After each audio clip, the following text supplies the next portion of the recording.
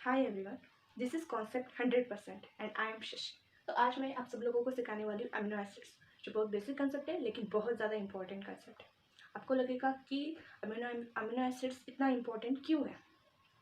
अब जब भी हम कोई काम करते हैं, चाहे मैं हूँ आप लोग हो, हमें क्या ज़रूरत पड़ती है? एनर्जी की ज़रूरत पड़ती है। और ये एनर्जी कहाँ से आती है? प्रोटीन से। और ये जो प्रोटीन है ना, ये प्रोटीन इन अमीनो एसिड से बना होता है। लेकिन एक अमीनो एसिड से नहीं, बहुत सारे अमीनो एसिड्स को मिलकर ये प्रोटीन बनता है। तो अल्टीमेटली अमीनो एसिड्स तो इम्पोर्टेंट हुआ। अगर अमीनो एसिड नहीं होता तो प्रोटीन ना होता, प्रोटीन नहीं होती तो एनर्जी नहीं होती, एनर्जी नहीं होती तो आज हम ह्यूमन बीइंग कोई भी काम कर सकते थे क्या? नहीं, बिल्कुल भी नहीं। इसलिए amino acids it is important. और अमीनो एसिड्स के बारे में आज मैं सिखाने वाली हूँ आपको 20 अमीनो एसिड्स। इनके सिंबल को हम कैसे याद रखें? इनकी सिंबल याद रखना बहुत ज़्यादा इंपॉर्टेंट है, क्योंकि IIT JAM का हो, गेट का हो, नेट CSR का हो, किसी भी एग्जाम में आपको सिंबल वाइज क्वेश्चन पूछ दिया जाता है। जैसा कि मैंने यहाँ लिखा है GAE, तो नीचे ऑप्शन दिया जाता है अमीनो एसिड्स का। तो हमें हमें आइडेंटिफाई करना आना चाहिए कि कौन सा जी का मतलब कौन सा, ग्लाइसिन, अलीनाइन, फिर एक ग्लूटामेट एंड टायरोसिन। ये सब हमें याद करना चाहिए, याद करना आना चाहिए। इसलिए अमीनो एसिड्स के सिंबल याद करना बहुत ज़्यादा इंपॉर्टेंट। अगला जो पॉइंट है वो है non polar aliphatic amino acids. आज मैं सिर्फ non polar aliphatic amino acids के बारे में सिखाने वाली हूँ, और आगे जाकर मैं ज़रूर दूसरे जो अमीनो एसिड्स है, non polar aromatic amino acids, फिर पोलर हो गए, इन सब के बारे में सिखाऊंगी। लेकिन फिलहाल के लिए आज मैं इतने सारे पॉइंट को कवर करने वाली हूँ। तो हम स्टार्ट करते हैं पहला जो सिंबल को याद करना। तो मैंने यहाँ दो तरह के लिखे हैं। आप देख सकते हैं यहाँ पर मैंने एक 10 अमीनो एसिड्स लिखा है, और दूसरी तरफ फिर से मैंने एक से गिनती चालू की है और 9 तक स्टॉप किया है। तो आपको ऐसे लगेगा कि 20 अमीनो एसिड्स है, जबकि तो फिर मैंने इसे सेपरेट क्यों लिखा है इन सारी चीज़ों को, तो मैं आपको बताती हूँ। ये आप देख सकते हैं, जो पहला है ग्लाइसिन अमीनो एसिड। ग्लाइसिन का जो फर्स्ट अल्फ़ाबेट क्या है? जी। और इसका सिंबल क्या है? जी। क्या हो? सेम। इसका मतलब आपको ज़्यादा एनर्जी वेस्ट करने की ज़रूरत है क्या याद करने के लिए कि ग्लाइसिन जी? नाम से ही पता चल रहा है कि इसका सिंबल जी है। नीचे भी same, alanine A, valine V, leucine L, isoleucine I, then threonine T, cysteine C, methionine M, proline P, histidine H. तो ये तो याद करेंगे, नाम से ही आपको पता चल जाएगा कि सिंबल क्या है इसकी। तो इसमें ज़्यादा एनर्जी ज़रूरत डालने की ज़रूरत है क्या? बिल्कुल भी नहीं। तो इसलिए मैंने इसे सेपरेट रख दिया कि आप लोगों को इसकी ज़्यादा फिक्र करने की ज़रूरत नहीं है, बस आपको ये नाम याद होना चाहिए, ये इंपॉर्टेंट है। अब ये सेकेंड लिखिए, ये जो मैंने लिखा है अमीनो एसिड्स, इसके सिंबल करना बहुत ज़्यादा इंपॉर्टेंट है। लिख लीजिए IMP। अब क्यों है याद रख सकते हैं, अस्पर्टेट अल्फ़ाबेट क्या है? ए, लेकिन इसका सिंबल ए है क्या? नहीं, बिल्कुल भी नहीं। क्या है? डी है, अलग। नीचे देख सकते हैं ग्लूटामेट का ई, एस्पेरेजिन का एन, ग्लूटामाइन का क्यू, लाइजिन का के, अर्जिनाइन का आर, फिनेलालेनाइन का एफ, टायरोसिन का वाई और ट्रिप्टोफैन का डब्ल्यू। तो इसके नाम और सिंबल से कुछ लेना देना नहीं है। आपका नाम अलग है और सिंबल अलग है, इस तरीके से। तो इस तरह के अमीनो एसिड्स हैं जिनके नाम अलग है और सिंबल थोड़े से अलग है, और इनको याद करने में क्या होता है, कई बार भी बहुत ज़्यादा कंफ्यूजन हो जाता है कि किसका क्या है। कभी कभी हम क्यू को यहाँ, के को वहाँ ऐसे कर देते हैं। तो इससे कैसे याद करें? आपको ये क्वेश्चन पड़ेगा कि मैम हमें इतने सारे अमीनो एसिड्स को कैसे याद करें। सिंपल है, आपको रिवाइज करना पड़ेगा, प्रैक्टिस करना पड़ेगा। लेकिन क्या होता है, बहुत बार हम प्रैक्टिस ज़्यादा कर लेते हैं और एग्जाम में जब जाते हैं हम क्या करते हैं, बहुत ज़्यादा नर्वस हो जाते हैं एग्जाम देते वक्त, और जब क्वेश्चन हमारे सामने आता है ना, तो हम भूल जाते हैं कि एक्चुअल में इसका सिंबल ये था क्या, ये था इतने क्योंकि जो MCQ होते हैं उसमें हमें क्वेश्चन ऐसे पूछा जाता है कि ज़्यादातर बच्चे कंफ्यूज हो जाए, इसलिए। तो ऐसे वक्त में हम कितना भी रट लें, एक होना चाहिए कि कितना भी रट लो, हमें एक याद आना चाहिए। इसलिए मैंने एक कोड दिया है, डरने की ज़रूरत नहीं, क्योंकि अगर आप इस कोड को याद कर लेंगे तो आप इसके सिंबल को भी अच्छी तरह से याद कर पाएंगे शायद। आप देख सकते हैं QRK ने ड्वेन को फंसाया, और आप क्या करेंगे, ये जो कोड है इसे याद करेंगे, और इस कोड को याद करते वक्त आपको ये ऐसे पढ़ते हुए आपको याद करना है, जैसे कि क्यू क्या है? ग्लूटामिन। तो आपको ये पढ़ते वक्त याद करना है, Q glutamine, R arginine, K lysine, नहीं इसका कुछ नहीं, ड्वेन, डी का क्या हो जाएगा? अस्पर्टेट, ट्रिप्टोफैन, और ई का क्या हुआ glutamate, and this is N asparagine, फंसा है फिनिलएलेनाइन। फिनिलएलेनाइन का थोड़ा इजी है, आपको पता चल जाएगा फिनिलएलेनाइन। और ये टायरोसिन का भी थोड़ा सा इजी है, आप देख सकते हैं यहाँ सेकेंड अल्फ़ाबेट वाई है, और इसलिए आप वाई वाई को यहाँ पर याद कर सकते हैं। और फिनिलएलेनाइन का जो प्रोनाउंसिएशन है वो एफ की तरफ आता है, फिनिलएलेनाइन, तो आप इसे भी याद कर पाएंगे। अर्जिनाइन का सेकेंड जो अल्फ़ाबेट है, इसकी वजह से आप याद कर पाएंगे अर्जिनाइन, आर। इस तरीके से आप इसे याद कर सकते हैं। अब इस कोड को रट लीजिए, और इस कोड को रटने के बाद सिर्फ कोड को रटने से आपको ये सब याद नहीं आएगा, आप पढ़ते वक्त क्या करेंगे, Q glutamine, R arginine, K lysine, D aspartate, W tryptophan, E glutamate, F phenylalanine, N छोड़ दिया था, एम एस्पाराजाइन, और वाई टायरोसिन। इस तरह से आपको ये सारी चीज़ याद होनी चाहिए। तो ये था अमीनो एसिड्स के बारे में। अब मैं आपको सिखाऊंगी कि बॉन्ड फॉर्मेशन कैसा होता है अमीनो एसिड्स। मैं इरेज कर देती हूँ।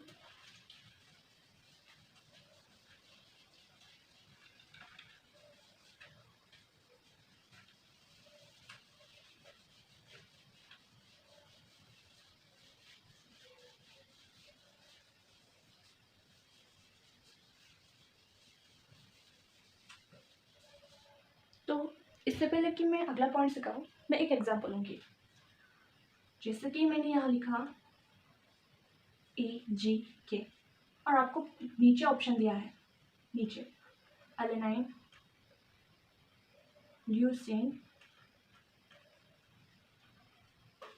और यहाँ पर दिया है मैंने अर्जिनाइन, और सेकेंड वाला दिया है मैंने alanine, glycine, lysine.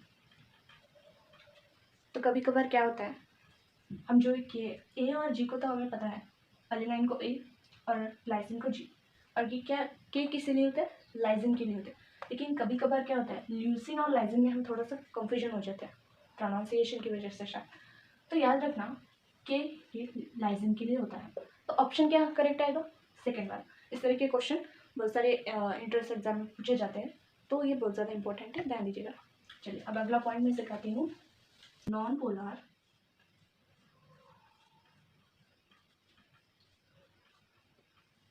Aliphatic compound नहीं sorry aliphatic amino acids. So non polar aliphatic amino acids. तो यहाँ इस non polar aliphatic amino acids में बहुत सारे अमीनो एसिड्स, प्रोलीन है, ग्लाइसिन है, अलिनाइन है, मिथेनोइन है। इन सारी चीज़ों को हम क्या करते हैं, याद करने की कोशिश करते हैं, लेकिन बहुत ज़्यादा हम भूल जाते हैं। तो यहाँ पर मैं आपको एक कोड बताने वाली हूँ, जिससे कि आप in non polar aliphatic amino acids को याद भी रख सकते हैं। आप लिखिए, कोड लिखिए, साथ ही साथ आप भी लिखते चलिए कोड PVR थिएटर गली में। ये कोड बहुत इजी कोड है, प्योर थिएटर गली में।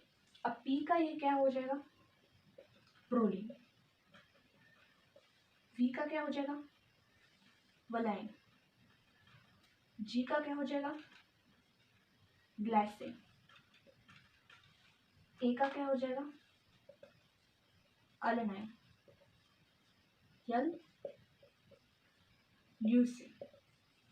आई आइसो ल्यूसीन, और एम मिथेनाइन। सिंपल है, आप याद रख सकते हैं। आप सिर्फ इस कोड को याद रखिए, और बाकी का सब आप लिख सकते हैं प्रोलीन। जब पहले मैंने बोला सिंबल कैसे याद रखते हैं, एक बार सिंबल याद हो गए और आपने कोड लिख लिया, तो आपको ये सब कुछ लिखना आ जाएगा, आसानी से आप लिख सकते हैं, आसानी से आपको याद आएगा एग्जाम में कि non polar aliphatic amino acids कौन से हैं।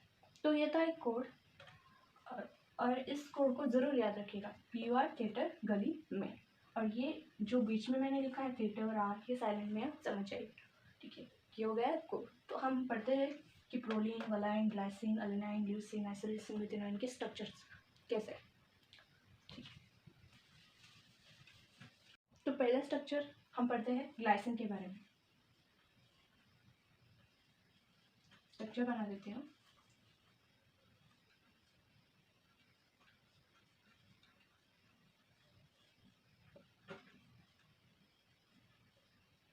ये ग्लाइसिन का स्ट्रक्चर। हम ग्लाइसिन को अलग भी कह सकते हैं सब अमीनो एसिड से। क्यों अलग है? क्योंकि इसका रीज़न है, ग्लाइसिन जो है अकायरल होता है। बाकी के जो 20 अमीनो एसिड्स हैं ना, सभी के सभी कायरल है। अब आपको क्वेश्चन होगा कि अकायरल क्या है और कायरल क्या है।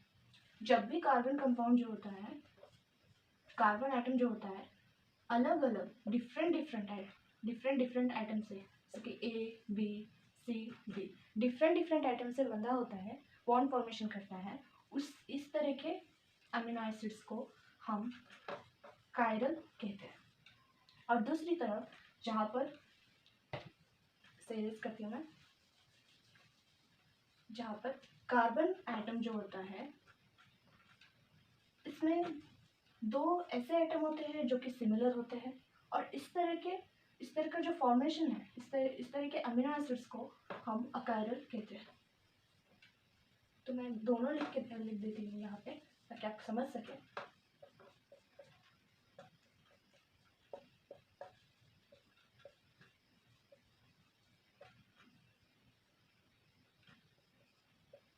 ये कायरल और ये अकायरल। तो इससे आपको ये समझ में आ रहा होगा कि ग्लाइसिन में दो एटम जो है वो हाइड्रोजन, ये और ये दोनों हिस्से में, इसलिए ग्लाइसिन को हम अकायरल कहते हैं। बाकी के जो जितने भी अमीनो एसिड्स है, 20 अमीनो एसिड, सभी के सभी क्या है? कायरल है। सिर्फ ग्लाइसिन को छोड़ के, ग्लाइसिन में दो हाइड्रोजन सेम है, इसलिए ये अकायरल है। और ये ग्लाइसिन का स्ट्रक्चर जो बहुत ज़्यादा सिंपल है, ज़्यादा हार्ड भी नहीं है उतना याद रखने के लिए। तो ये हो गया ग्लास। अब सेकेंड अमीनो एसिड्स में जाते हैं हम, एलेनाइन। मैं स्ट्रक्चर लिख देती हूँ, पहले मैं ग्लाइसिन का फिर से लिखती हूँ कि आपको समझ आए कि ग्लाइसिन का था, ठीक है। अब मुझे एलेनाइन का लिखना है, तो क्या करूँगी मैं? सिंपली मैं ग्लाइसिन का जो स्ट्रक्चर है ना, यहाँ पर हाइड्रोजन की बजाय यहाँ पर मैं नीचे CH3 लिख दूंगी, तो ये एलेनाइन हो गया। सिंपल स्ट्रक्चर, एलेनाइन हो गया। अब वलाइन का सिंपली सेम लिखूंगी, CO माइनस, और नीचे थोड़े से चेंजेस कर दूँगी। क्या करूँगी? CH का 2 और CH3 लगा दूँगी, तो क्या हो जाएगा? ये कि वलाइन होगा। तो स्ट्रक्चर बहुत आसान है अगर आप याद रखोगे। ग्लाइसिन के जगह, हाइड्रोजन की जगह आप CH3 रख सकते, तो ये एलेनाइन हो गया। फिर एलेनाइन का जो होता है ना CH, क्या करेंगे हम? इसके 2 बॉन्ड अटैच कर देंगे CH3 के, तो ये क्या बन जाएगा? वलाइन हो जाएगा। तो अगला कंपाउंड का स्ट्रक्चर लिखती हूँ मैं। तो बच्चों, अगला स्ट्रक्चर मैं सिखाने वाली हूँ ल्यूसिक। तो देख सकते हैं सेम वलाइन की तरह है स्ट्रक्चर, हाइड्रोजन COO माइनस। सिर्फ यहाँ पर हम क्या कर देते हैं? CH2 का ऐड कर देते हैं, और नीचे का सेम एज इट इज हम जो वलाइन का लिखते हैं वही है, सिंपल है। ल्यूसिन। आइसोलेशन का हम स्ट्रक्चर देखते हैं, hydrogen NH3, hydrogen carboxylic group, तो यहाँ पर क्या कर देते? CH यहाँ चला गया, और CH3 ऐड कर देंगे, और CH2 CH3, ये क्या हो जाएगा? आइसोल्यूसिन। ये ल्यूसिन और ये आइसोल्यूसिन का स्ट्रक्चर। और अपना अगला स्ट्रक्चर हम लिखते हैं मिथेनाइन का। और मिथेनाइन का स्ट्रक्चर बहुत ज़्यादा इम्पोर्टेंट है। क्यों इम्पोर्टेंट है ज़रूर बताओ।